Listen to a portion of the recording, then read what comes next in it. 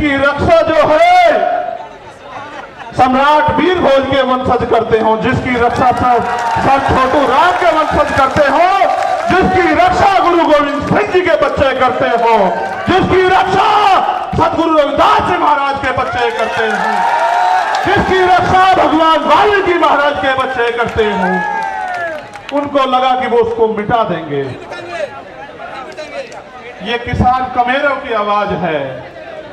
ये मिट्टी का भले ही हो, लेकिन इसके लोगों ने इसे बड़ा ताकतवर बना। ये एमपी एमएलए भले ही ना हो, लेकिन ये अच्छी अच्छी सरकारों का गला पकड़ने का दम रखता है। ये बात सब लोग जानते हैं।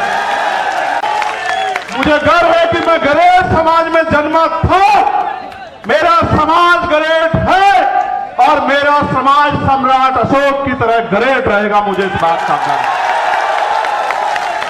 ये आज इस पावन अवसर पे, क्योंकि भीम आर्मी का स्थापना दिवस भी है, 8 साल पहले आज ही के दिन हमारे माननीय राष्ट्रीय अध्यक्ष और तमाम हमारे सिपाहियों ने यह ऐलान किया था कि भीम आर्मी भारत एकता मिशन के नाम के संगठन के जरिए हम इस देश में मनुवाद ब्राह्मणवाद की जड़ें काट देंगे।